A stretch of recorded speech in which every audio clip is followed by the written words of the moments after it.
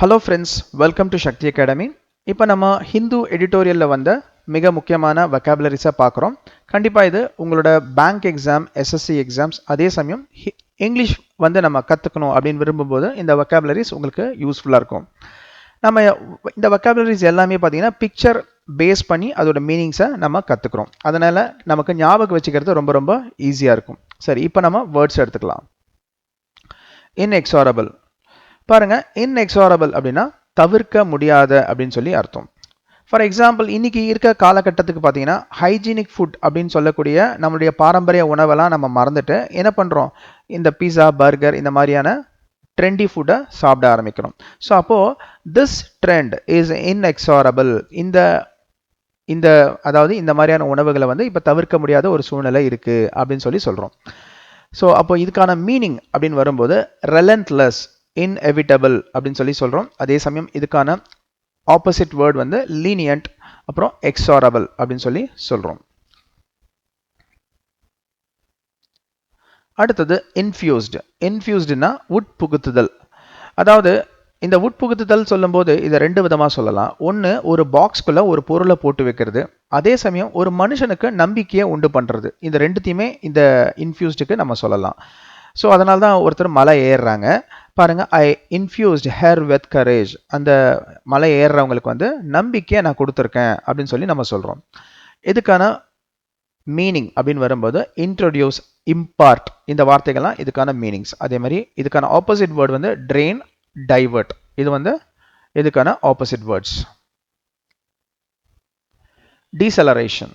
Deceleration அப்படின்றது வீழ்ச்சி அல்லது வேகத்தை குறைப்பது அப்படின்னு சொல்லி ரெண்டு விதமா சொல்லலாம். ஃபார் எக்ஸாம்பிள், இந்த இடத்துல வந்து எக்கனாமி வந்து ரொம்ப ஸ்லோ டவுன் ஆயிருக்கு. எதனாலனா இப்போ இருக்க COVID-19 சுச்சுவேஷன்னால. ஸோ அப்போ இதையே நம்ம சென்டென்ஸாக சொல்லும்போது deceleration in economy due to Covid.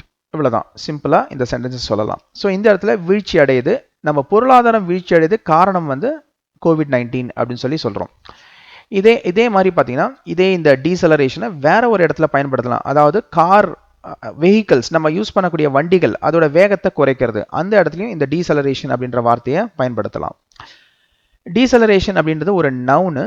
இதை நீங்கள் வர்பா பயன்படுத்தணும்னா டீசலரேட் அப்படின்ற வார்த்தையை யூஸ் பண்ணணும். இதுக்கான மீனிங் வந்து ஸ்லோ, டிக்ளைன், டிலே இதெல்லாம் வந்து மீனிங். இதுக்கான ஆப்போசிட் வேர்டு வந்து இன்க்ரீஸ், ரைஸ் இதெல்லாம் வந்து ஆப்போசிட் வேர்டு. அடுத்ததா மியர். மியர் அப்படின்றது தமிழ் மீனிங் வந்து வெறும், சிறிய அப்படின்றது நம்ம சொல்லலாம்.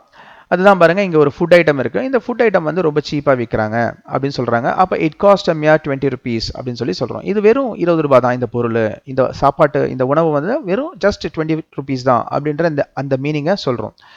ஸோ இதுக்கான மீனிங் வந்து பேசிக், பியூர் அப்படின்னு சொல்லி சொல்லலாம். அதே மாதிரி இதுக்கான ஆப்போசிட் வேர்டு வந்து ஹியூஜ், எக்ஸ்ட்ராடினரி அப்படின்னு சொல்லி சொல்லலாம். இந்த மியர் பார்த்தீங்கன்னா நம்ம அட்ஜெக்டிவா யூஸ் பண்றோம். அடுத்ததா ஆர்கியூட். ஆர்கியூட் ஆக்சுவலாக ஆக அப்படின்றது பார்த்தீங்கன்னா பெரிதாக்கப்பட்டது அப்படின்னு சொல்லி அர்த்தம். ஆக அப்படின்னு சொல்லி படிப்போம்.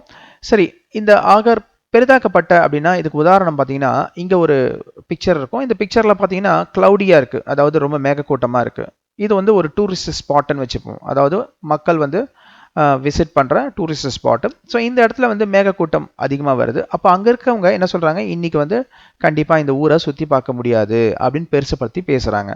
அப்போ இதை வந்து எப்படி சொல்லலாம் அப்படின்னு பார்க்கும்போது those stormy clouds augur ill for a picnic அப்படின்னு சொல்லி சொல்கிறாங்க. ஸோ இதுக்கான மீனிங் அப்படின்னு வரும்போது போர்டு அப்படின்னு சொல்லலாம். அதே மாதிரி இதுக்கான ஆப்போசிட் வேர்டு வந்து செட்டில் அப்படின்னு சொல்லி சொல்லலாம். இது ஆகர்ன்றது ஒரு வேர்பு.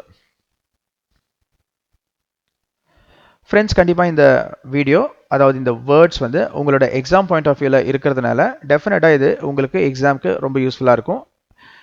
நம்ம சேனல் நீங்கள் சப்ஸ்கிரைப் பண்ணலைன்னா மறக்காமல் சேனல் சப்ஸ்கிரைப் பண்ணிவிடுங்க. அதே மாதிரி உங்கள் ஃப்ரெண்ட்ஸ்க்கும் மறக்காமல் ஷேர் பண்ணுங்கள். மீண்டும் இதே மாதிரி இன்னொரு வீடியோவில் உங்களை சந்திக்கிறேன். நன்றி.